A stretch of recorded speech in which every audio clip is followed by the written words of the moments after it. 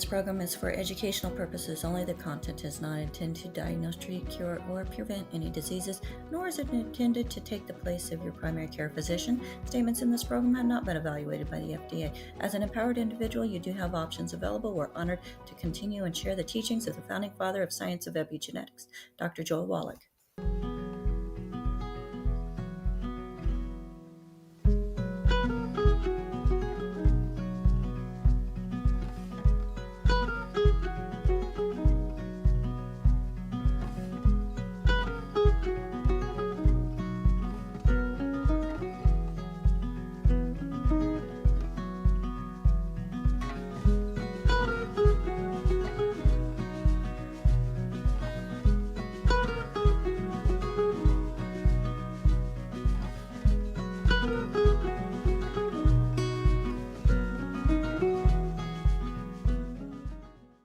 This program is for educational purposes only. The content is not intended to diagnose, treat, cure, or prevent any diseases, nor is it intended to take the place of your primary care physician. Statements in this program have not been evaluated by the FDA. As an empowered individual, you do have options available. We're honored to continue and share the teachings of the founding father of science of epigenetics, Dr. Joel Wallach.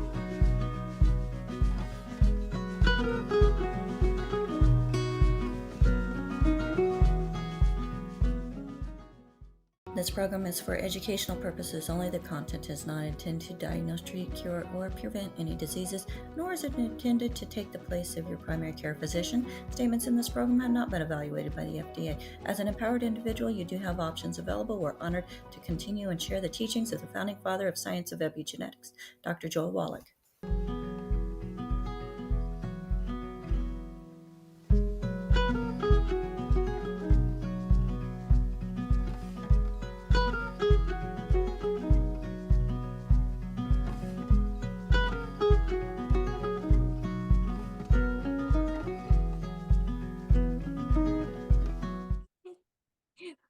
Hello, everybody. Let's go ahead and open up that Zoom room and welcome 2026 and welcome to Daily with Doc and Becca. My name is Becca Jukes.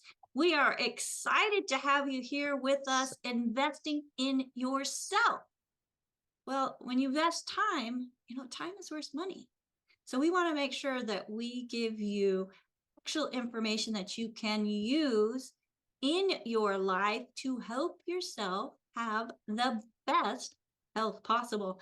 And I can't think of a better person to help me do that than my friend, Pharmacist Ben Fuchs. Now, Pharmacist Ben is absolutely fantastic. He has been in the pharmaceutical world. He's been in the skin world. He's been in the nutraceutical world. And he loves science and breaking things down and letting us know how things work in a way that we, without a totally scientific mind for many of us, can understand. So, Pharmacist Ben, thank you so much for joining us today. How's 2026 going for you? Oh, it's amazing. This is starting to be the most amazing year ever. I can't believe it.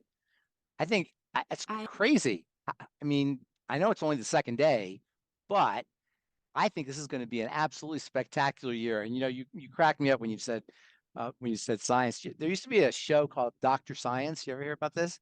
And they go, he's not a real doctor. He has a bachelor's degree in science. How is that? That kind of reminded me of that. No, I just like, what is science anyway? What do you mean by science? I like biology. I like nutrition. I like chemistry. I like chemistry as well. Science.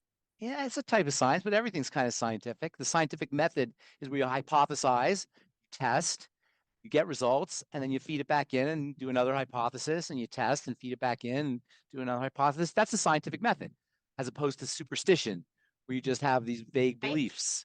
So, yeah, AJ says Dr. Science. Did you ever hear that show, Dr. Science? He's not a real doctor. He has a bachelor's degree in science. Anyway, so I like chemistry, and really, it's kind of I kind of take advantage of it a little bit because nobody likes chemistry. So I get to be the guy who works with chemistry. And if you know chemistry, you can do herbs, you can understand herbs, you can understand nutrition, you can understand pharmacy, you can understand cooking, you can understand relationships, just people talking to each other is chemistry. Haven't you ever said, oh, that's good chemistry? Chemistry is just how things go together. And everything in life goes together with things. And so if you understand chemistry, you can be really good at life. So I think chemistry is the most important thing to understand. And I get to take advantage of the fact that I happen to love it, really love it. Like I read it when I'm bored. I read chemistry books and chemistry papers. It's another science that I absolutely love. What's that? And that's the science that gave me hope. There's another science that I love, and that's Yeah. epigenetics. Yeah, epigenetics is very cool too. And the thing about understanding these kinds of things is it takes you away from being manipulated by jargon. It protects you from being manipulated by jargon. And unfortunately, in the world of, there's this kind of awkward relationship between marketing and health. And we're here we have to do marketing, but we also have to do health. And so you got to be really careful that you don't get into too much jargon. And that's the problem. That's what I like. That's why I consider myself, what we do on this program, to be so important, is because we kind of dissolve jargon and get to the real chemistry, that's real science that's underneath it. And that's kind of what we do pretty much on every program. And I think I do it every time I do a podcast or I do an interview, is I'm really trying to get down underneath what most people hear in the world of marketing or commercials or advertising or promotion, and get into the real technology of it, the real science of it. And I think people appreciate that too. Oh, I personally do. That's for sure. Totally. And I know I'm not the only one. Now, Pharmacist Ben, there's one thing that you have really had a passion for, and that has to do with skin. So let's take the time to talk about collagen and how it affects our skin. And I mean, it affects the skin, the joints, the gut. No, it affects everything. Your whole body is strung. It affects everything. Yeah, your cola means glue in Latin. Collagen is the glue that holds the body together. Some 30% or so of the protein in the body is collagen. Collagen is probably the most abundant protein on the planet. And when we think of collagen, we think of like holding everything together, but collagen also has electrical properties that are really interesting. And in fact, as collagen deteriorates, our body's electricity deteriorates and our coherence deteriorates. Coherence is a really interesting word that you're going to start to hear more and more about. And I absolutely love this word. And coherence, the word coherence sits at the interface between physics and chemistry. Chemistry only works because of physics. And if you think chemistry is overwhelming, physics, and when I say physics, I mean quantum physics, not mechanical physics necessarily, but quantum physics, that's like off the charts overwhelming. And coherence sits at the juncture of chemistry and quantum physics, in the sense that when we are healthy, physiologically healthy, we're coherent, meaning our body's electrical nature is all going in the same direction. Coherence can be thought of like an orchestra, by thinking of an orchestra. Do you ever go to the symphony? At the beginning of the symphony, they're all tuning up and it's all cacophonous and it's all noisy. And then they start playing and it's beautiful music, right? I was in a symphonic band. I absolutely know what I'm talking that. about. Yeah. What did you play? Yes. What do you play? I didn't realize that. I played the saxophone, alto saxophone in the symphonic band. I did not know that. That's really interesting. Awesome. I love the saxophone. So then you know what I'm talking about. At the beginning, they're all tuning up and it's all noisy. And then all of a sudden they start playing and it's beautiful. And what's the difference? When they're tuning up, they're incoherent. And when they're playing music, the music is the sound is incoherent. And then when they're playing their music, the sound is coherent. Coherence gives functionality. And from a musical standpoint, we interpret functionality as beauty. And there is actually a very interesting relationship between functionality and beauty, but that's another story. The point I want to make is it's about coherence. Aging, youthfulness is coherent, aging is incoherent. Health is coherent, disease is incoherent. when our body breaks down, and all the things we hate about our bodies breaking down are all the end result of our body's electrical energy, quantum energy, in becoming incoherent. So what does this have to do with collagen? Collagen is a coherence mechanism. It has electrical properties that allow electrical energy, particularly electrical energy in water, to become coherent. And that improves our body's physiology, functionality, and ultimately our health and our beauty. So in addition to being structurally important, it's also important for electricity. And by electricity, I'm talking about by supporting coherence, by supporting the coherent electrical coherence in the body, quantum. And when we say electrical, it's really quantum. So we'll call it electricity. So all the electricity becomes coherent, just like in a symphony when we have enough collagen. Our collagen breaks down, we lose coherence. You know what that looks like physiologically to the eye when we lose coherence? It looks like blobification, what I call blobification, right? You know, and I like that word, and I know, you know, it sounds interesting, right? But that's basically what happens as we age. We blobify. You know, we go from having lean angles to softer angles, and people freak out. And the medical model has strategies for that. They'll surgically try to duplicate coherence. This is what medicine does. That's why I always tease and I make a joke about doctoring. Doctoring is to commit a fraud. And by that, I mean doctoring has the tools to make it look like we're healthy. That's what a facelift does, for example. Facelift makes your skin look youthful. It's not really youthful. It just gives the appearance of being youthful mechanically. But by building collagen, or if you can figure out a way to prevent the degradation of collagen as we age, you can have a natural facelift that will look real. And that's really what the difference, in a nutshell, one of the main differences between what we talk about in this program and modern medicine. Medicine fabricates and synthesizes beauty. What we're doing is we're stimulating. Medicine simulates, we stimulate. Collagen is important for the structure of the body and for improving electrical coherence in the body. We lose our collagen, we fall apart structurally, and we lose coherence. So building collagen is the very essence of anti-aging. Now, you may have recalled, excuse me just a second here, you may recall I've said before, building connective tissue is the very essence of anti-aging. I hope that's not too gross to drink out of the bottle like that. Your bottle. It's my bottle, I know. I had some guy freak out when I did it in the middle of a talk once.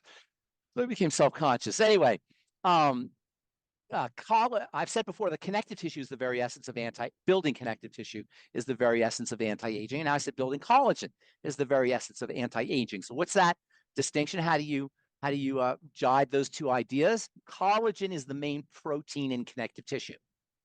Connective tissue is made up of collagen and goo.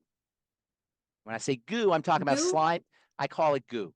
It's really polysaccharides and proteoglycans, sugars and protein sugar complexes. Okay, that's what makes the combination of protein. I call it goo. And I'll tell you why I call it goo here in a second. The combination of they call protein sugar complexes. They're called proteoglycans. I hesitate to use that word because it's such an awkward word, but that's what it is. Proteoglycan, meaning proteins and sugars. There's protein sugar complexes, and polysaccharides, long chains of sugar. Most famous one for us is fucoid. So polysaccharides are long chains of sugar, and proteoglycans are sugar protein complexes. Together they form the goo that gives connective tissue its kind of hydrated properties, its slimy properties, and connective tissue does have a slimy quality. The collagen acts like fibers in the goo.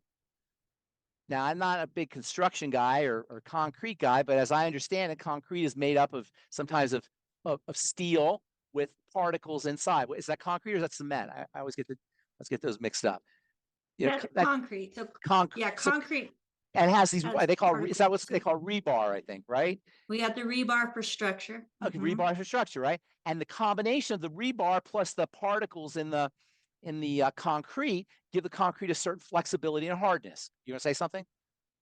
Well, concrete actually has rocks mixed in with it also. Yeah, to give it hardness. Cement is the base. Got it. Okay, got it. Okay, so So does cement have rebar in it too? Steel rebar? It can, depending on what you're using it for. Okay, so what's the purpose of having steel plus goo, basically hard goo, is it gives it flexibility that it wouldn't have otherwise. That's what the connective tissue is. The connective tissue is a combination of the collagen, and I call it goo, but it's proteoglycan and polysaccharides. The reason I call it goo is because it interacts with water very effectively to form slime. And that's basically the texture of what's called the connective tissue, aside from the collagen, which is not slimy. That's more like a steel rebar. And it's this combination that gives the body its structure and form. Much more than that, but it also gives the body its structure and form. Now, I call it tissue, and that, again, that's kind of biological, but you want to think of it, to simplify, just call it stuff. The body's made up of 4 kinds of stuff, okay? Tissue, if you will. It has a core, and then it has stuff around it, tissue around it, and then it's electrified. So you got the core, and then the stuff around it is called epithelia, or epithelial tissue, sometimes people say. And then the whole thing is electrified with nervous tissue. It's the core that is the bulk of our bodies. 80% or so, 90% even, is the core, all covered and electrified. Make sense? I call the core the flesh robot. We've talked about this before. And the flesh robot is the stuff you see at the bodies exhibit.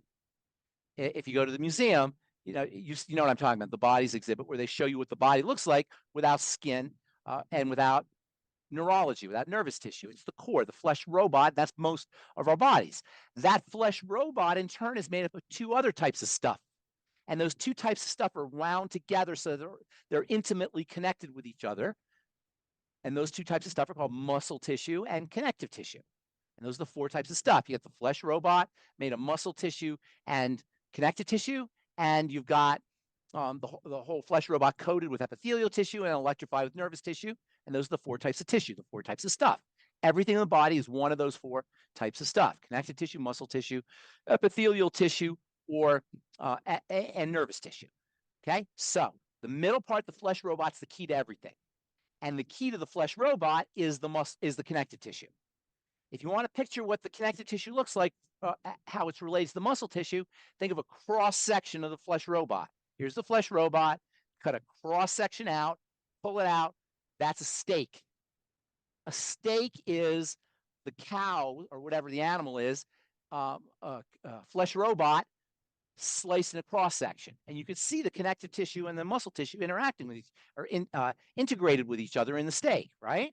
You have the marbling, and the pink part is the muscle tissue. Most of the time we eat the muscle tissue.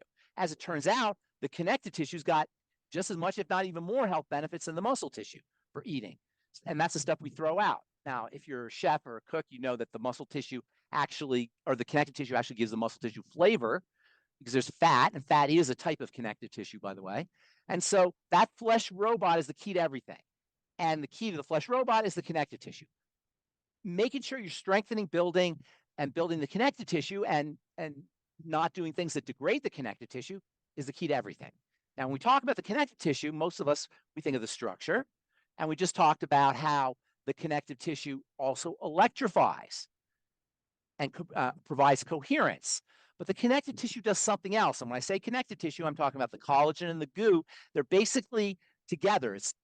They're not really isolated in the body. They're integrated in the body.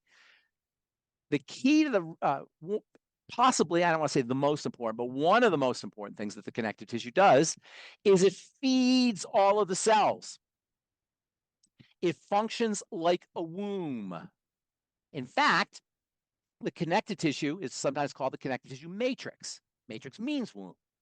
So in addition to electrifying and providing structure, it also feeds, oxygenates, and detoxifies all of the cells, just like a womb does for a fetus. Womb functions in the same fashion as a fetus. So you can think of the connective tissue as a womb for all of the cells, because all disease is cell disease. Once the connective tissue doesn't do its work, you get sick, because all disease is cell disease, and the cells depend on the connective tissue to be fed, to be oxygenated, to be detoxified, and to be electrified. So you can see that building the connective tissue, and collagen being the key component of the connective tissue, is critical for cell health, it's critical for the structure of the body, and it's critical for electrification and coherence. You can see there's a lot of things that building connective tissue, a lot of roles that connective tissue plays, and a lot of reasons why you want to build connective tissue. By the way, the blood is liquid connective tissue, and the vessels that channel the blood, those are connective tissue too. The heart sits on a framework of connective tissue, and once the connective tissue deteriorates, the heart doesn't function as effectively, and it's very likely that one of the underappreciated or even non-appreciated causes of heart disease is connective tissue deterioration. We focus on the organ, but we don't focus on the support structures. And this is more of this reductionistic perspective that the medical model takes on health and healing and physiology and aging and all the reasons we go to the doctor. We focus on what we see, but we don't focus on the support systems. What we see, the heart or the spleen or the intestine or the lungs, are only going to be as functional as the support systems are healthy. So if you have heart disease and you go to the cardiologist and he focuses on the heart, which is what doctors do, it may be a good idea to focus on the connective tissue that supports the heart or any other organ. Follow what I'm saying? Skin, those of us in the skin business know this well because it's been drilled into our head, the relevance of connective tissue, although most people still think of the connective tissue or the collagen in the skin as only being there for the structure of the skin. But now we know, if you listen to what I just said, that the connective tissue in the skin is going to help detoxify cells, electrify cells, feed cells, and oxygenate cells as well. So the collagen in the skin is not just important for keeping the structure of the skin intact, but it's also important for the health of all the skin cells. You can see there's a lot of reasons why you want to be building connective tissue, i.e. collagen. Now, before we get into collagen specifically, there is the goo. And while I'm isolating the two, they're really not isolated. They're integrated with each other. And as goes the collagen, so goes the goo, and vice versa. Now, while collagen supplements, which we're going to talk about here in a second, are important, so are goo supplements. And you can use goo supplements like Fucoidin and like hyaluronic acid as nutritional supplements. And they do use Fucoidin and hyaluronic acid as nutritional supplements to help support the goo. Now, importantly, when you take these substances, it's not like they go into your bloodstream and all of a sudden you make your own goo out of the hyaluronic acid. These elements function more as signaling molecules, as does collagen. I'll talk about that here in a sec with collagen. What do I mean by signaling molecules? The body is built, the way the body is structured, it's looking for damage. It's always looking to help, it's always looking to repair damage. What these connective tissue building supplements like hyaluronic acid, like Fucoidin, like collagen, like what are some other connective tissue? Glucosamine. Glucosamine is along the same lines. Glucosamine is one of those molecules that helps form the goo. They tell the body there's damage. I say signaling, when you eat these, when you take hyaluronic acid or glucosamine or collagen supplements, the body sees pieces of collagen or pieces of glucosamine or hyaluronic acid floating in the bloodstream that shouldn't be there. So to the body, that looks like there's damage. Are you with me? It looks like there's been a wound. So what is the body's response to wounding? Growth. So these elements signal, and that's their most important role. Now, if they get broken down enough, you'll get some of the building blocks, the amino acids. Collagen is made up of 3 amino acids. And so you'll get some of those amino acids and they'll go into the liver and they'll form a pool from which you can draw on later.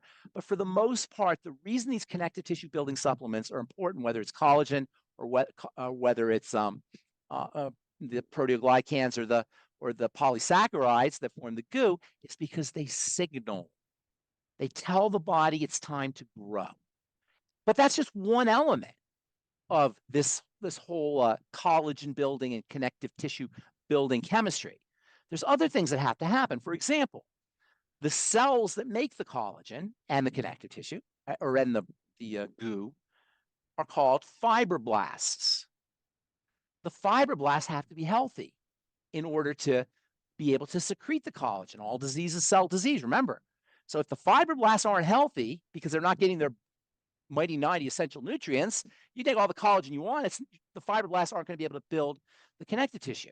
They're not going to be able to secrete the connective tissue. It's about the cells. The cells have to be healthy. So it's not just taking collagen. You still need the mighty 90 essential nutrients to make sure that the fibroblasts, which are actually going to be making the collagen in response to the signals, are functional. Another thing that has to happen if you're going to be effectively making collagen is you need cofactors. Remember, the collagen you're taking is not going to be your collagen. The goo you're ingesting is not going to become your goo. They're going to signal. Does that make sense? You follow what I'm saying? There's this connotation that I eat collagen, it goes into my blood, and I get collagen. That's not what happens. It's a signaling effect. You understand what I'm saying? That's why everything has to be appropriate, because you're just signaling. If you don't have the raw materials or the key materials, you're not going to be able to make the collagen just because you have the signals. You can ring the doorbell all you want, but if nobody's home, nobody's answering the door. You follow what I'm saying? So these are just signals. Okay. So the collagen's important and helpful as a signaling molecule, but you still got to have the mighty 90 essential nutrients. In fact, one of the mighty 90 essential nutrients is considered to be the bottleneck, or as we say in chemistry, the rate limiting step in the formation of collagen. The rate limiting step is the step that has to happen in order for everything else to proceed. It's like a bottleneck. The rate limiting step, or the ingredient, the nutrient that represents the rate limiting step in collagen production, is what? You know. I'm going to say, is it calcium? No, you know. Oh. Vitamin C. Well, vitamin C. Yes. That was my second guess. That was your second guess. The other C. Yeah, vitamin C is the rate limiting step in collagen production. Without vitamin C, you ain't making collagen. In fact, what's the disease caused by vitamin C deficiency? Scurvy. Beriberi. No, scurvy. That's vitamin D. Scurvy. Beriberi, as I can't. AJ, what's beriberi? Thiamine. Vitamin B1. Thiamine. Right. So vitamin D would be rickets. Vitamin D deficiency would be rickets. So in any case, vitamin C deficiency disease is called scurvy, and that's when you don't make any collagen. But here's what's really interesting about vitamin C deficiencies. It's on a spectrum. So if you have no vitamin C, you're not making any collagen, but if you have a little vitamin C, you're going to make a little collagen. So vitamin C supplementation becomes critical. And in fact, in my opinion, I haven't heard people say this before, but if you look at the symptoms of scurvy, they align pretty well with the symptoms of aging. And it could very well be that aging is a form of scurvy. And that means that vitamin C could very well be the anti-aging vitamin, in addition to all of the other things that it's important for. And that's because by virtue of its effects on the connective tissue. The connective tissue deteriorates, we fall apart. And all of the things we hate about aging, really about the connective tissue, i.e. collagen and the goo. So building connective tissue is critical, and building collagen is almost synonymous, although collagen is one component of the connective tissue. A second cofactor that's important for the production of collagen, or for effective collagen, is sulfur. Sulfur gives collagen a certain hardness, and sulfur is what gives collagen its strength. And sulfur deficiency is very common because sulfur is found in soils, and sulfur is leached out by acidity and over farming. And so a lot of us are deficient in this very important element, sulfur.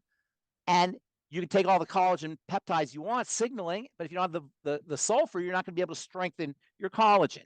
So this is all to say that when you're using your collagen peptides, you want to think of them as signaling, but you still need to have all the raw materials to make the collagen, i.e. the vitamin C and the sulfur and the amino acids to make the collagen. And then lastly, you got to make sure that the cells are healthy. One of the most damaging things to cells, as we all know, is sugar. And sugar doesn't only damage cells, but sugar also damages connective tissue via a process called glycation. Sugar reacts with connective tissue and causes it to burn. And in fact, if you're diabetic, you'll have to go every couple of months to get your hemoglobin A1C tested. And that's a measurement of how fast you're sugaring or caramelizing or candying, if you will, to glycating. hemoglobin is a protein, and sugar glycates the hemoglobin, and they measure how much of the hemoglobin is glycating, and by that they can tell how well your blood sugar is being controlled. Cigarette smoke also has a damaging effect on collagen. One of the other underappreciated roles for collagen and the connective tissue is the connective tissue acts like a filter for the blood. You know how we always talk about all disease is cell disease, but all cell disease is preceded by dirty blood. One of the ways that the blood cleans itself out is by getting filtered through the connective tissue. And then the connective tissue is susceptible to toxicity and immune attack, and this can result in autoimmunity. And there are lots of autoimmune diseases that affect the connective tissue. The most well-known and maybe the most problematic is rheumatoid arthritis. And this is all caused by the filtering effect of the connective tissue. And this is something that medical folks don't recognize. Medical folks still, the newer ones still, the younger ones understand this, but the older ones still don't see autoimmune disease as having a cause or having a known cause. They'll tell you there's no known cause for these autoimmune diseases. Autoimmune diseases, as I've said for years, and you're going to find out more and more, they're going to be recognizing this, is the end result of the same thing that causes all other health challenges, which is toxicity in the blood. In the case of autoimmunity, the toxicity in the blood gets dumped out into the soft tissue or gets filtered out through the connective tissue. So building, I hope I've made a very solid case here for the importance of building connective tissue. And this is where we come to our new longevity products, the collagen peptides. Or actually, the collagen peptides are not new. The collagen, I think it's the boost, it's the shot that's new. What do they call it? Shot is the new one. Well, there's more than just the shot, because there was two that I forgot to add to your list. Okay. Where we have the Saxy Plus. Saxy? Superfruit. Yeah, okay. the Saxy Superfoods juice mixed with collagen. Okay, that has collagen in it. They put a dose of collagen in there. Okay, all right. And then also FucoidZ now. FucoidZ Plus very good. comes very with good. collagen, which is what I have in here. And that's a perfect blend. Me. That's a perfect I forgot blend. to share it with you. Okay, so let's talk about. You want to talk about the what's the new collagen shot called? What's the name of it? It's called Super Collagen Shots. Okay, so Super Collagen Shots is a drink of collagen. And collagen liquefied makes it easier for the body to process, first of all. And before you get into the shot, what did you call it again? What was it called? Super Collagen Shots. Super Collagen Shot, okay, or the collagen shot, we'll just call it. I should tell you that this is one of the reasons why bone broth is so important. Bone broth and chicken soup are basically liquid connective tissue. You're drinking connective tissue. You can actually see it. Connective tissue, or I said connective tissue organizes liquid, organizes water.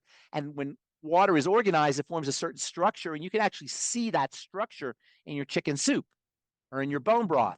You can kind of see that it looks like water. The broth looks like water, but it has a certain bounce to it, almost like a solidity to it. And that is a form of structure. That's a visible manifestation or demonstration of the structuring of the liquid by the collagen. So the collagen shot is really interesting. First of all, it's liquid, so it's easy for the body to process. It's made up of collagen peptides. Now, there's some confusion around collagen and collagen peptides. Okay, first of all, collagen doesn't survive the digestive tract intact, with the exception of collagen type 2. And let me digress real quick. There's about 28 different types of collagen in the body. And they're all basically the same, but they're varied by the proportions of the way the amino acids are proportioned.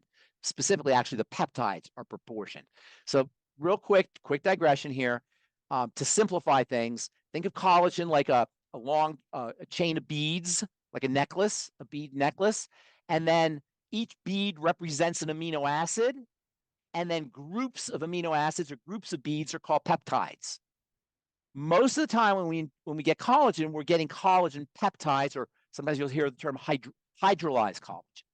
Hydrolyzed collagen describes what's happening to the collagen to make peptides. So they're basically synonymous. Hydrolyzed collagen and collagen peptides, they're basically synonymous terms. There are 28 different types of collagen, and they vary by the proportions of peptides and amino acids, et cetera.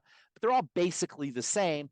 some have different hydration properties, different electrical properties, different tensile strength properties. You'll find some in the eye, some in the skin, some in various tissues of the body. They're all basically the same. If you're a physiologist, you might consider them to be different, but they're all basically the same from a nutritional standpoint. When you eat the collagen, if you eat intact collagen, it's not going to make it past your digestive tract, with the exception of type 2, which does make it through the digestive tract and gets into the lymphatic area in the intestine where your lymph is. None of this getting into the bloodstream. Collagen doesn't make it into the bloodstream, and that's a good thing because it would initiate an immune reaction. You don't want that. So collagen functions as, with the exception of type 2 collagen, it doesn't get through the digestive tract. Type 2 does get through the digestive tract, but even still, they act as signaling molecules to initiate the production of your own collagen. And that's really important to recognize. Collagen signals. It doesn't act like a source of collagen. Although if it gets broken down enough, the amino acids can get used. As I said earlier, they'll get stored in the liver, and the body can use them as a pool. So the most important collagen types, there's 28 of them, but the most important ones are going to be type 1 collagen. That's going to be found in your skin, your tendons, your joints, your ligaments, and that one is very structured and organized. And in physiology, we call it the steel cable. That's the one that acts like steel. Type 2 collagen is also very important. That's more like a shock-absorbing collagen, and that one resists compression. It doesn't really have a stretching effect or as much of a strengthening effect like the type 1 collagen does, but it's more important for acting as a shock absorber. And this is the one that is the most well known for its hydration properties. This is the one that's most well known for having an ability to organize and react with water. Type 3 collagen, not quite as important. Type 4 collagen is a minor collagen. The rest of them are smaller collagens. Type 4 collagen is kind of interesting. Type 4 collagen is a sieve. It acts like a filter. That's one of the ones that we talked about earlier that acts like a filter for the blood. But the most common ones are going to be type 1 and type 2. That being said, the collagen shot, the liquid shot, is made of collagen peptides that are derived from all the different forms of collagen. So you get not all of them. There's 19 of them. There's 28 different types of collagen, but the one, the liquid collagen shot comes from 19 different types of collagen. Is that right? I think it's 19, right? Yeah, there's 19. So there's 1, 2, 3, 4, 5, 6, 7, 9, 11, 12, 15, 16, 17, 18, 19, 22, 26, 27, and 28. Yes, I was paying attention. Okay. When it came to learning Roman numerals. Okay, but those are the collagen it's derived from. Once they become collagen peptides, it doesn't really matter where they're coming from. The types of collagen are only relevant for the whole collagen molecule. The peptides, whether it comes from 1 or 2 or 19 or 18, wherever it comes from, that doesn't really have as much health relevance. What's really relevant is the signaling effect of the collagen peptides. Secondly, what's relevant in the shot is the cofactors. So in the shots, you're going to get vitamin C, right? You're also going to get, correct me if I'm wrong, but I think there might be is there whole collagen in there too? I don't know if there's whole collagen in that one or not. Blend. Is the collagen blend is made up of peptides, though, right? I'm pretty sure the collagen blend is peptides. Everything is. Yeah, it's all peptides. Well, there's bovine. Yeah. It's all peptides. It's hydrolyzed and it's peptides. And then there's also hyaluronic acid in the formula. So you're getting a well-rounded connective tissue building supplement with the collagen shots. That's the bottom line. The collagen shots also have, if you use them you do want to use them with your meals, you'll get better absorption into the intestine if you use them with your meals. And I would throw in some fucoidin or some kind of sulfur amino acid, maybe from eggs or from meat, with them as well. So you make sure you get your sulfur. You could also use your Ultimate MSM to get sulfur, or fucoidin for that matter. There's fucoidin also has sulfur in it too. So it's a good idea to use sulfur and vitamin C and take your collagen shots with meals. I think that's all I want to say about, I mean, there's lots more I could say about collagen. Just for folks in the skin business, ingesting collagen on a regular basis is one of the best things you could do for your skin, in addition to the topical strategies for building collagen. And that's really interesting because the skin is on the outside of the body. We can drive collagen synthesis by using things like peels, retinol, topical vitamin C, laser therapy, all of these wound healing strategy or wounding strategies stimulate wound healing, which drive the production of collagen. Also, exercise is another great way to help drive the production of collagen. And in fact, osteoporosis is really a collagen issue, as much as, and vitamin C issue, as much as it's a calcium issue, even though calcium gets all the credit for building strong bones. It's really, osteoporosis is really a manifestation of the degradation of collagen more than it is a calcium issue. And this is why when astronauts go to space, they have to exercise. They could put them on an exercise bike or I don't know, kind of a Rebound or something to kind of exercise their legs, because they found that when astronauts went to space, they would come back, they would have very weak bones. They'd end up with osteoporosis when they came back from space. So now they make them exercise. The exercise drives the production of all the connective tissue, particularly connective tissue protein, which is collagen. And by the way, there's also reticulin and elastin, which are minor proteins that are part of the connective tissue system that are made by fibroblasts. But collagen is the main protein. So just exercise here on Earth, whether we're in space or not. Exercise on Earth is absolutely, it's a must. It's a must, yeah. And so for women, especially who are worried about osteoporosis and on, these Boniva drugs, and by the way, the bisphosphonates, these drugs that call like Boniva, Fosamax, there's a few other, I forgot the names of them, but these drugs stop the breakdown of bone. They don't build bone. And stopping the breakdown of collagen is a strategy that sometimes is used in the skincare business. And sometimes you'll hear people saying collagenase inhibitors. Collagenase, ASE means an enzyme. Whenever you hear ACE at the end of a word, it refers to an enzyme. Collagenase inhibition is a strategy that's used in skincare to keep collagen from being broken down. But you want collagen broken down because you want new collagen. So the body's always breaking down collagen and building it up and breaking it down and building it up so that it assures fresh, new, healthy collagen. Breakdown of collagen, as I said earlier, is accelerated by poor lifestyle habits, especially smoking and sugar, which are two of the most important ways that we break down our collagen. And two of the most important mechanisms for aging as well. So keeping your sugar down, and making sure that you're not smoking cigarettes are two of the most important things you can do to keep your collagen intact. People don't smoke cigarettes as much, but I still do see people smoking. It's one of the worst things you could do for your connective tissue, for your body in general. I have a question in regards to sugar. Yes. Does it matter if it's white sugar or No, the sugar in it's glucose. that's fruit? No, it doesn't matter. It's glucose and fructose. Yeah, glucose and fructose. Doesn't matter where it comes from. Although honey is that's probably the best sweetener there is because it has cofactors in there that help your body use the sugar. But fructose has a spectrum of problems that are separate from glucose. Fructose is especially problematic for the liver. So fruit sugar is not, you got to be careful with fruit sugar as much as you do with any other kind of sugar. And the less sugar we eat, the better off we're going to be. You do need to have a certain amount of glucose, obviously, but the less we ingest, the better off we are. Okay. Well, Pharmacist Ben, you're sharing a lot of information. We have people with questions. And of course, AJ has the first question. Yes. AJ, go ahead and unmute yourself. All right, Pharmacist Ben. Whenever you talk, I don't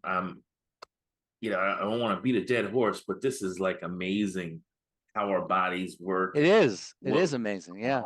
It's kind of crazy. But when you mentioned the Fibroblast,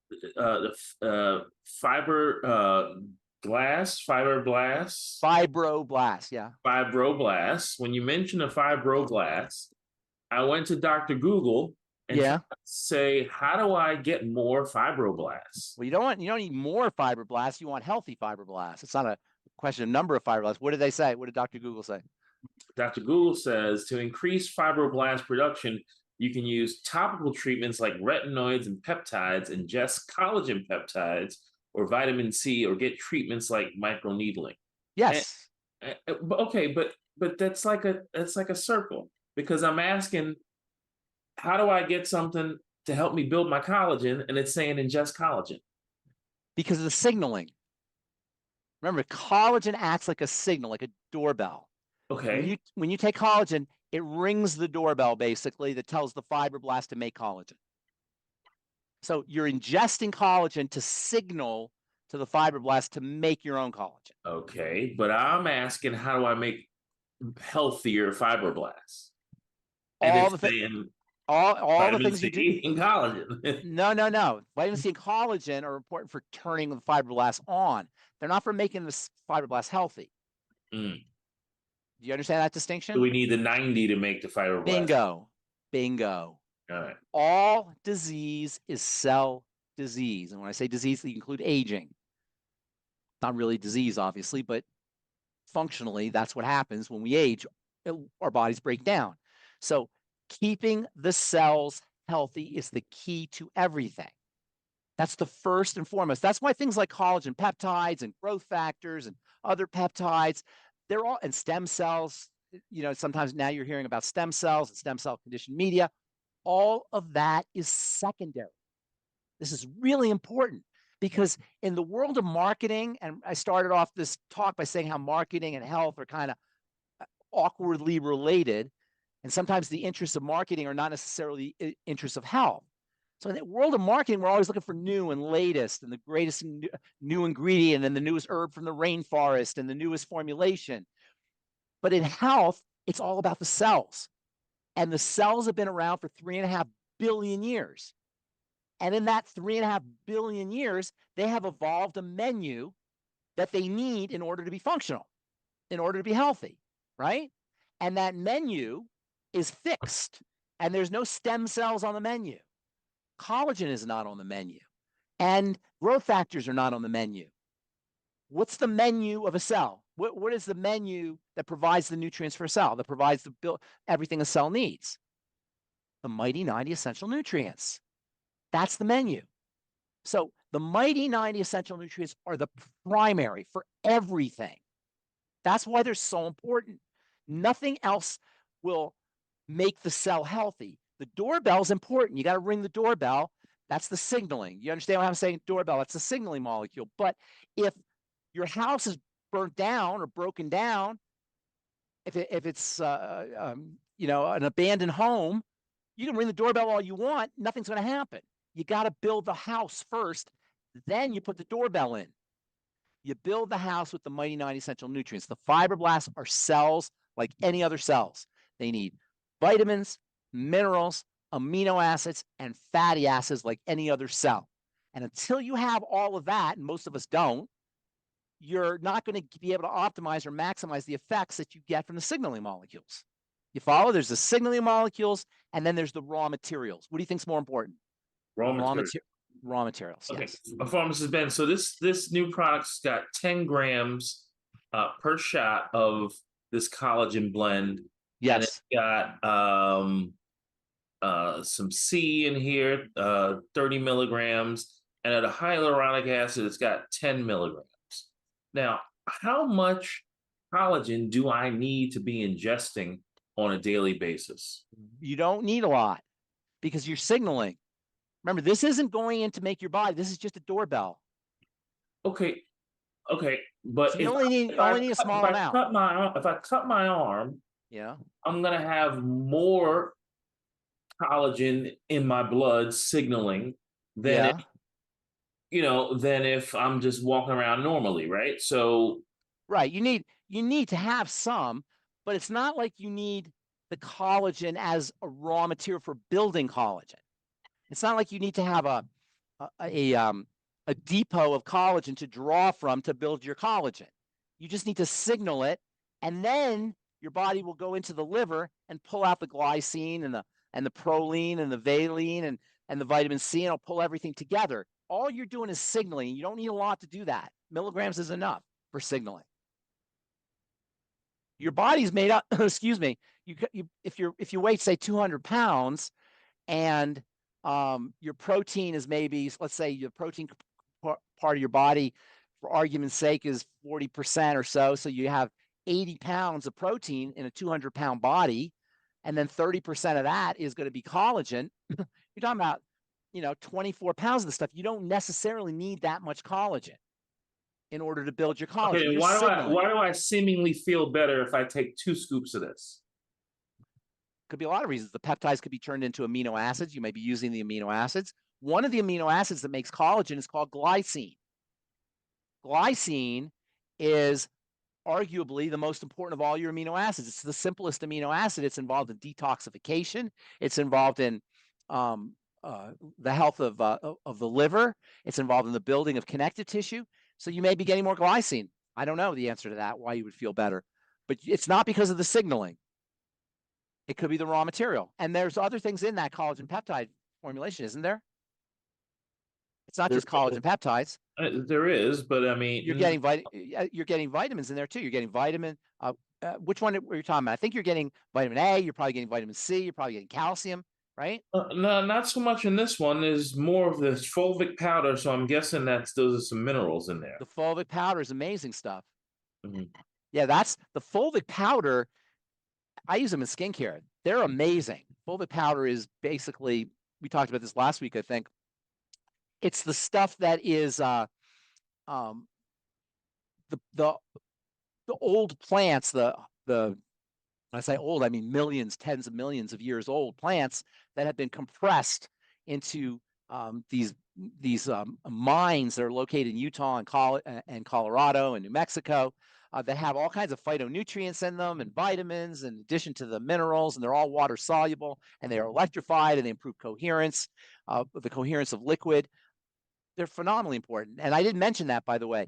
We talked about coherence. Collagen is important for cohering water. The proteoglycans and polysaccharides, the goo, is important for cohering water. And the minerals are important for cohering water. Those are the 3 most important cohering elements, nutritional cohering elements that we want to be using on a regular basis. Collagen, proteoglycans, or goo, and ionic minerals or fulvic minerals. All right.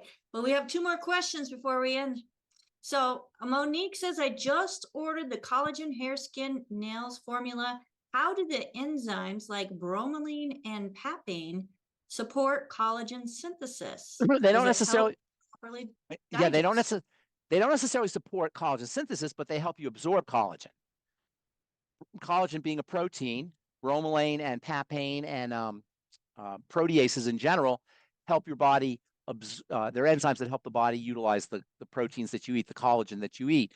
They're also anti-inflammatory. They're also improved blood circulation. So there's a lot of benefits to them. But anytime you ingest protein, collagen being a protein, proteases will help your body process them. Now, proteases and bromelain, they may break down the collagen if you're taking whole collagen. I'm not sure if there's whole collagen or if it's just collagen peptides in that product, but they may help you break down the collagen into collagen peptides. And I have to look at the formula, but I think there's, and correct me if I'm wrong, isn't there fish collagen in there? Which is a whole form of collagen. Double checking on. I'm pretty sure there's collagen on that, but I think that there is. Yes. I'm pretty sure there's whole collagen in that formula. So the enzymes will support the breakdown of that collagen into collagen peptides. Hey, Ben. Hey, Monique. How's it going? Good. Good. This is great. This is such helpful information. I love this breakdown. I mean, even for skin, especially because I'm constantly having these conversations. But there's a collagen blend. It has fish collagen and then bovine collagen. So it's type 1 and type 2. What are you talking about? A longevity product? In the longevity collagen peptide, hair, skin, and nail support. Okay, so they have fish collagen and bovine collagen. Yes, and it looks like there's about 5 grams. Is it collagen or is it collagen peptides? It just says type 1 collagen. Okay, so if it's collagen, then the bromelain and the papain are in the formulation probably to break them down into peptides. Got it. Collagen is not going to make it into, with the exception of type 2, that's the one collagen that will make it into the intestine. Most collagen is not going to make it into your intestine intact. It has to be broken down into peptides. Of course, you need enzymes, and many of us don't make enough enzymes. Or also, another thing is acid. The enzymes that help turn collagen into collagen peptides require low pH. So if you're not making enough stomach acid, and a lot of people aren't, you're not going to be able to activate the enzymes. And in turn, you're not going to break down your collagen into peptides. And you're not going to Right, necessarily okay. get the benefits. So while you're using your collagen peptides, hair, skin, and nail support, that's why I say take them with food. That will tend to improve the acidification of the stomach contents and then improve the body's ability to break that collagen down into collagen peptides. That's great. Thank you. They are in peptide form, by the way. They are already in peptide form? Correct. Okay. Well, I do know that some of the collagen in some of the products does not say peptides following it. But my question, and we've got 2 more questions after this. Does it make a difference if you mix these collagens that No. are in powder form, you mix it with water? Does it make a difference if it's cold water or hot water? No, they'll dissolve better in hot water. You don't want boiling hot water. You might denature it. You might break them down. No, it shouldn't matter. I would use warm water or hot water if you want to use cold water. They won't dissolve. It won't dissolve as effectively in cold water. But the one thing that I do love about the collagen peptides is there's no flavor to it. I've had That is other nice. collagens that Tastes- one stink. Yeah. And then trying to drink it while you You know what the it. stink is? You know what the stink is, right? Sulfur. Collagen is in a lot of collagen has sulfur in it. Collagen and sulfur go together, and that does have a stinky kind of quality to it. I'm not sure why these collagen peptides don't stink. Maybe they don't have the sulfur in there. I'm just thankful. I'm thankful. So let's go to the next question. And Yasina, go ahead and unmute yourself. What question do you have for Pharmacist Ben today? Thank you. I do have a question. I started on the what is it called? It's called the Heart Pack. Excuse me, Brain and Heart Pack. I'm Okay. on the 2nd bottle of the Tangy Tangerine. Okay. My question is, I suffer from ringing in the ears, both ears, buzzing, whooshing, Okay. lightheadedness, especially when Ooh. I'm looking down. Okay. I work on the computer all day, so I mean, I have to take breaks because otherwise I do feel Okay. lightheaded. Are you a I coffee feel drinker? Are you a coffee drinker? No, I don't. I don't drink caffeine. I don't smoke or drink. I try to eat clean, home cooked meals. I do feel better once I started on this vitamins and minerals. I do Yeah. feel better, Okay. but I'm not there yet, and I Okay. don't know. Give it some time, first of all. Second of all, do you notice that when you bend down to pick something up or touch your toes or something and then stand up, you get dizzy or woozy or the vertigo or Yes. yeah. Okay, so Yes. all of those are signs of adrenal duress. Your adrenal glands are your stress glands. They also make female hormones, particularly after menopause. So if you're postmenopausal, are you post or peri? Yes, I am. Right. Yes, I do have the symptoms of that as well. Yeah. So what you want to do is you want to be supporting your adrenal glands. Now you can't necessarily support the adrenal glands directly, although there's a few things you could do, and I'll tell you about that in a second. But the most important things you could do for the adrenal glands is keep your blood sugar stable and support digestive health and oxygenate. And in fact, you may notice that if you practice slow, and it's very important that it's slow, deep, by deep I mean diaphragmatic, where you activate the diaphragm, breathing before you stand up from a seated position or before you move your posture, change your posture, that you don't have that, or it's significantly less dizziness or wooziness. So you might want to try that, okay? Oxygenation. Okay. And then there are things that you could do directly for the adrenal glands. And a couple of them include vitamin C, the B complex, particularly vitamin B5, and iodine. Those Is are that all in the pack? Is No, that in you'll- the pack that I'm taking? you probably want to take extra on those. They're not necessarily designed for folks who have adrenal issues. Another issue with the adrenal glands and with this, what you're experiencing is something called postural hypotension. And that's where your blood pressure drops when you change posture. See, when you change posture from even just turning your head or standing up, bending down, those are all postural changes. There's an incredible amount of complex chemistry that happens to change the way blood flows through your body. Do you understand what I'm saying? I mean, Yes. the way blood is shunted through the body involves a whole bunch. I mean, not I say a whole bunch, but really an infinite amount of opening and closing. Can you imagine all the opening and closings that have to happen in order for blood to get directed the right way? That's all controlled by the adrenal glands. When your adrenal, and to a certain extent the kidneys.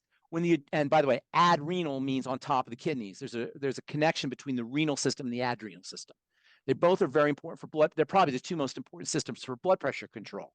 And so when your blood pressure is not being controlled properly, when you change posture, you're going to experience the effects of blood that's not being shunted correctly. And one of the signs is dizziness or wooziness.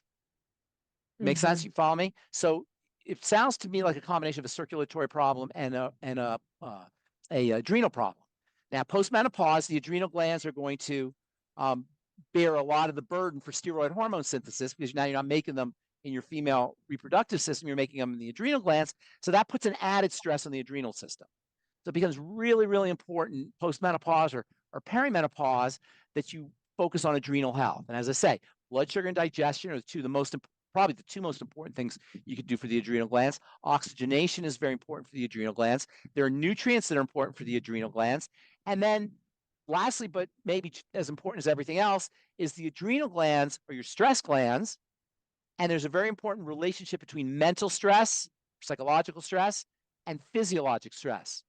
The adrenal glands are going to respond to mental and emotional stress the same way they'll respond to physiologic stress. So to your adrenal glands, it doesn't matter if your stress is, your bills or your family or your job or whatever it is, as opposed to a real lion or tiger or bear. So working on psychological and emotional stresses as well as physiologic stresses is also important for adrenal health. And the fastest way to hack into adrenal health or stress management is oxygenation. Okay. And that was the breathing method, correct? Yes, Breathing. try it, experiment. The next time you, experience postural hypotension, that is, and this dizziness is a hypotension phenomena. It's a low blood pressure phenomena. So the next time that happens, try practicing some breathing techniques and then move and see if you notice a difference. I also take 50 milligrams of losartan. Well, that's not gonna, that's not gonna help you. That's not gonna help the adrenal system, losartan. Okay. But that's between you and your doctor. What did you have a diagnosis, a heart disease diagnosis or blood pressure diagnosis? No, it all started when I started having menopausal symptoms. It all Yeah. started the anxiety, the Yeah. blood pressure going up. That could The be that could be because of the adrenal issues. Like I say, post-menopause or perimenopause, during menopause, your adrenal glands are going to start working harder. So if you already have some adrenal issues and now you're going to menopause, that could put a burden on an excess burden on the adrenal system. Is there any supplements that I can take to support my adrenal glands? There's not. I don't have any single supplements. I think we have a product called De-Stress. But yeah, we have de-stress, and we Yeah. also have adrenal support in the Good Herbs line. Yeah, you might want to use those. The most important nutrients, as I said, are the B complex, particularly vitamin B5, vitamin C, and iodine. And then you can also use the De-Stress or the adrenal support supplement. I think, is that the Stay Natural? Is that Laura Dennison's product? No, the adrenal support is in the Good Herbs tincture line. Okay. Yeah, those are two adrenal supplements, but the B complex, especially B5, iodine, and vitamin C are the three most important direct adrenal nutrients. But it's really hard to work on the adrenal glands directly, aside from using those supplements, which are not just only for the adrenals, they're important for everything. But you can work on the adrenal glands by working on the blood sugar system and the digestive system. And I don't know if you're new or not, but we talk about something we call the triangle of disease. And the triangle of disease are the 3 points of bodily breakdown that underlie everything else. And those 3 points are the digestive system, the blood sugar system, and the adrenal thyroid complex. And you haven't mentioned this, but there's a very good chance that you're hypothyroid as well with all the stuff that's going on with your adrenal glands. Thank you for the information. Thank you, Thank you. Yesenia. Thank you.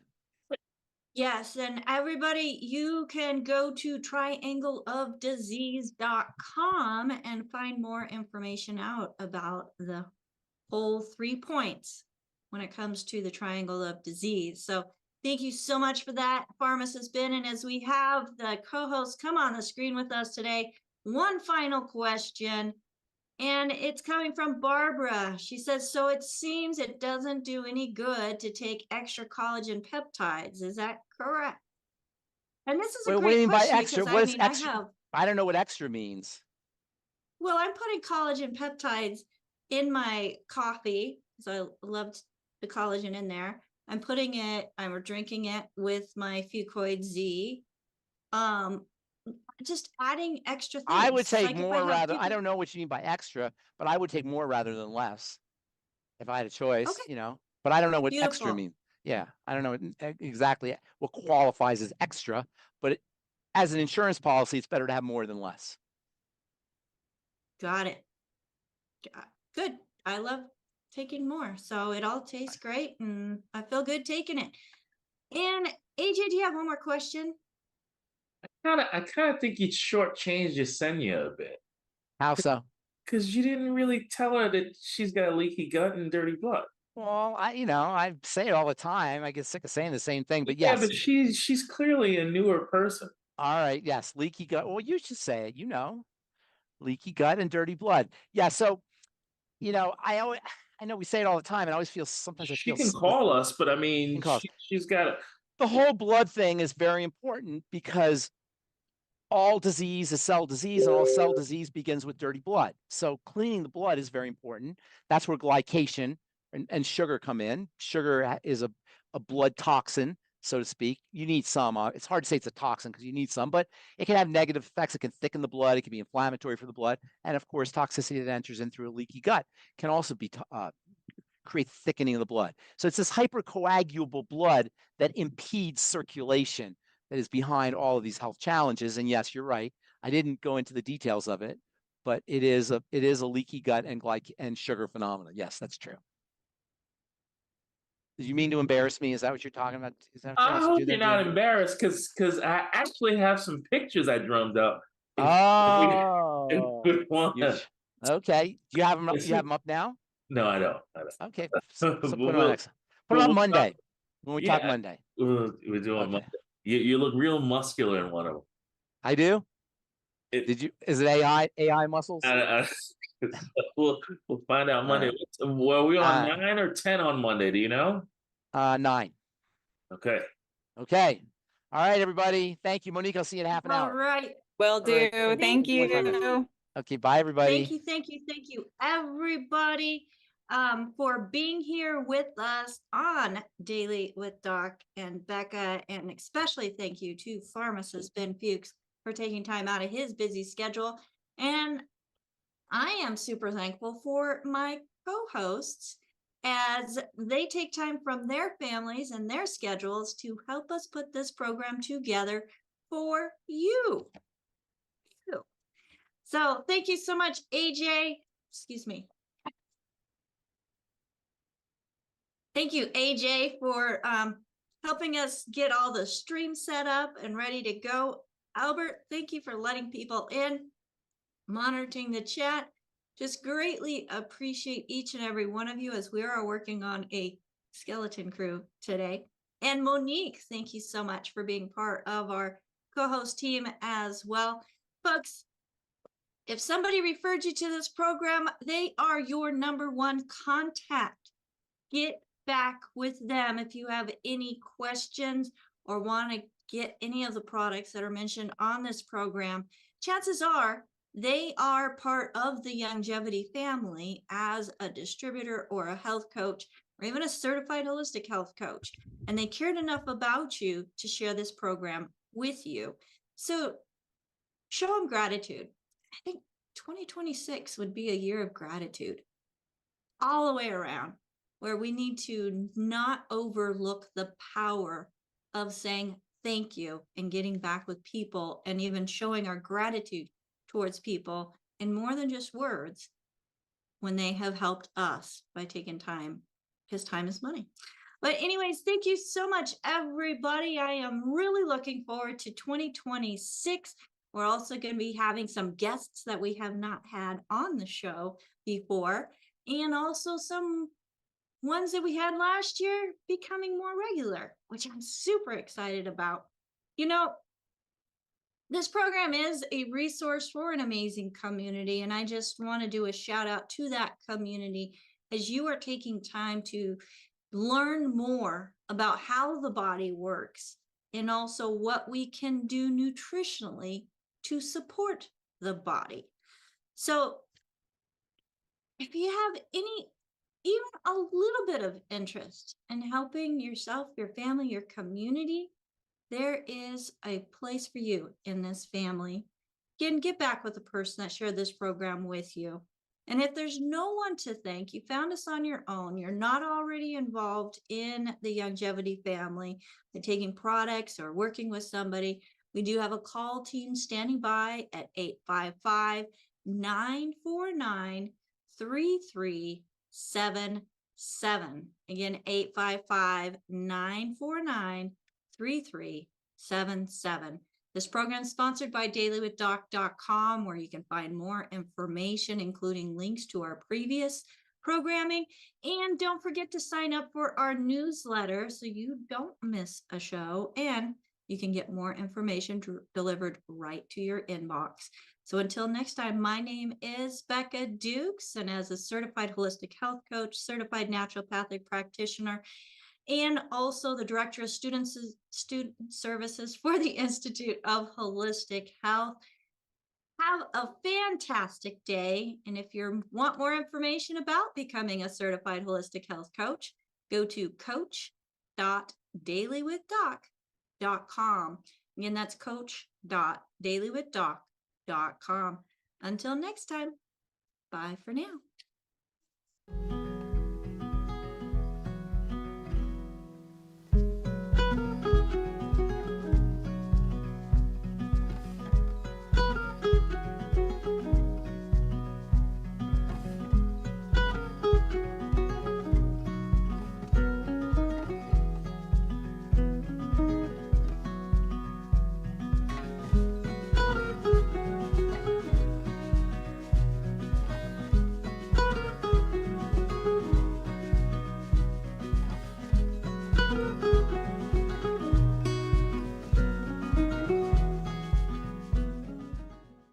This program is for educational purposes only. The content is not intended to diagnose, treat, cure, or prevent any diseases, nor is it intended to take the place of your primary care physician. Statements in this program have not been evaluated by the FDA. As an empowered individual, you do have options available. We're honored to continue and share the teachings of the founding father of science of epigenetics, Dr. Joel Wallach.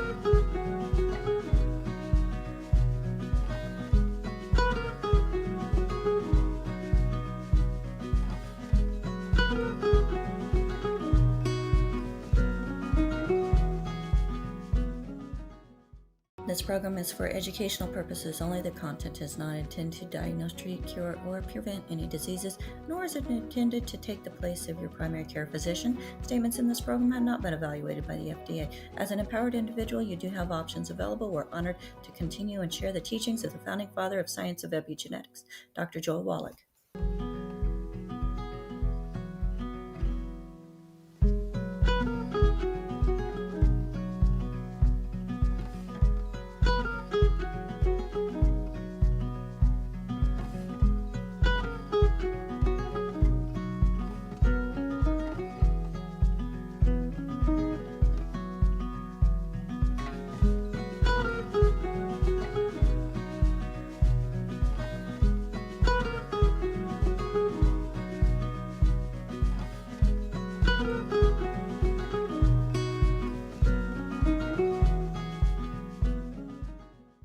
This program is for educational purposes only. The content is not intended to diagnose, treat, cure, or prevent any diseases, nor is it intended to take the place of your primary care physician. Statements in this program have not been evaluated by the FDA. As an empowered individual, you do have options available. We're honored to continue and share the teachings of the founding father of science of epigenetics, Dr. Joel Wallach.